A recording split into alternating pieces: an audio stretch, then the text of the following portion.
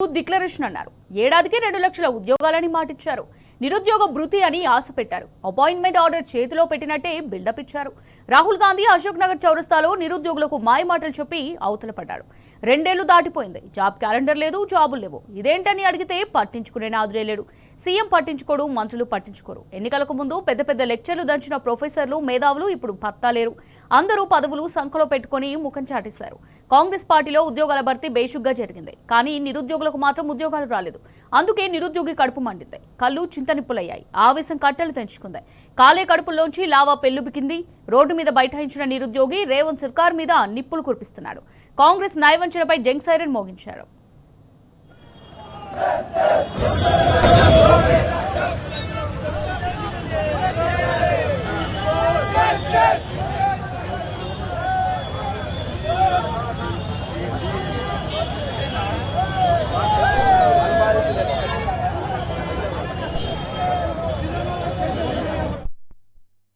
దిల్సుఖ్ నగర్, నిన్న అశోక్ నగర్, ఇవాళ మళ్లీ దిల్సుఖ్ నగర్. నిరుద్యోగుల మెరుపు ధర్నాలతో హైదరాబాద్ అట్టుడికిపోతోంది.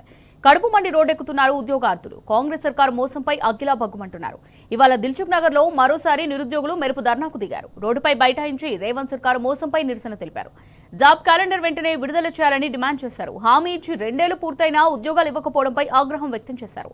వాళ్ళది ధర్మాగ్రహం, సర్కార్దేమో పచ్చి మోసం. గత కొద్ది రోజుల నుంచి హైదరాబాద్ అగ్గిలా మండుతోంది. ఎప్పుడు చూసినా అశోక్ నగర్ నివురుగప్పిన నిప్పులా గంభీరంగా కనిపిస్తోంది. దిల్సుఖ్ నగర్ గుండెలో మంటలు చెలరేగుతున్నాయి. ఏం చేస్తారు పాపం నిరుద్యోగులు? తల్లిదండ్రులు ఎన్నో ఆశలు పెట్టుకుని అప్పో సప్పో చేసి పంపితే ఇక్కడ కోచింగ్ తీసుకుంటూ ప్రిపేర్ అవుతున్నారు. ఇరుకు గదులు, ఖాళీ కడుపులు, కోచింగ్ సెంటర్ల ఫీజులు, ఇంకోవైపు ఏజ్ బార్ సమస్య. పండక్కి సొంతూరుకి కూడా పోలేని పరిస్థితి. పోతే ఊరోలు ఏం అడుగుతారోనని భయం. కాంగ్రెస్ చేసిన దగాకు నిరుద్యోగి చిత్తయిపోయాడు. అందుకే ఉద్యమం తారస్థాయికి చేరింది. రేవంత్ రాక్షస పాలనలో నరకం అనుభవిస్తున్నారు నిరుద్యోగులు. కాంగ్రెస్ సర్కార్ చేసిన దగాతో నిండా మునిగారు. కోచింగ్ సెంటర్లకు వేలకు వేలు ఫీజులు కట్టలేని సిచ్యువేషన్. రేవంత్ చేతిలో మోసపోయిన ఉద్యోగార్థుల గోసలు మాటల్లో చెప్పలేనివి.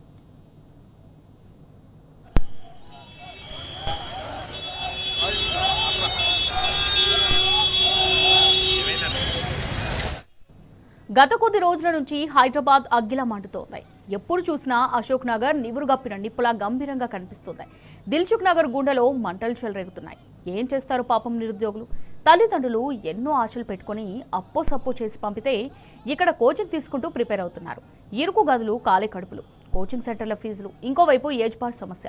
పండక్కి సొంతూరుకి కూడా పోలేని పరిస్థితి. పోతే ఊరోళ్ళు ఏం అడుగుతారోనని భయం. కాంగ్రెస్ చేసిన దగాకు నిరుద్యోగి చిత్తయిపోయాడు. అందుకే ఉద్యమం తారస్థాయికి చేరింది. రేవంత్ రాక్షస పాలనలో నరకం అనుభవిస్తున్నారు నిరుద్యోగులు.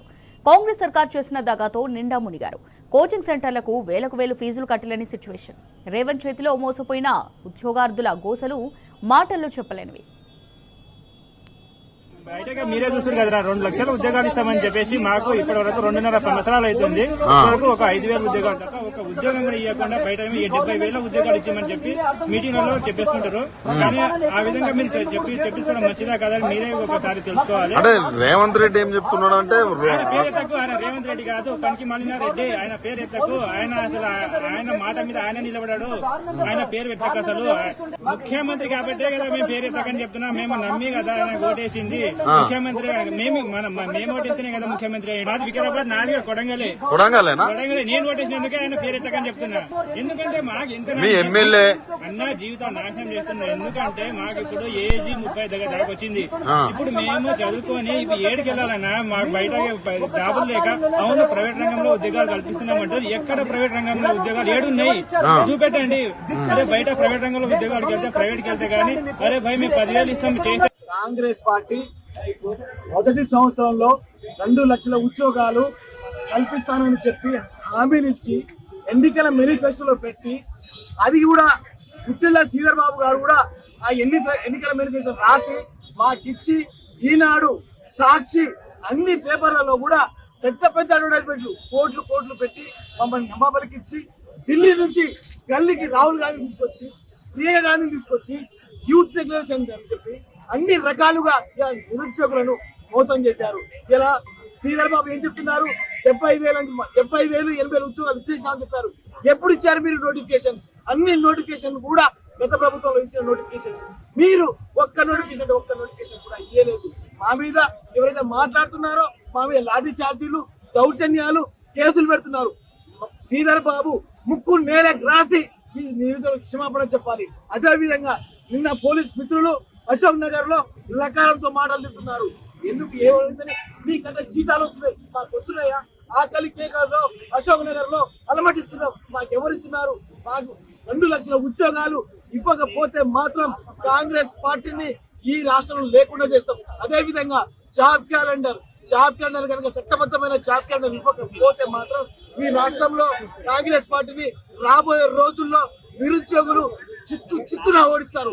ఎందుకంటే ఇలా నిరుద్యోగుల వలనే మేము వచ్చాయని చెప్పిన రాహుల్ గాంధీ, రేవంత్ రెడ్డి ఇలా మంత్రి మండలి ఎటుపోయారు?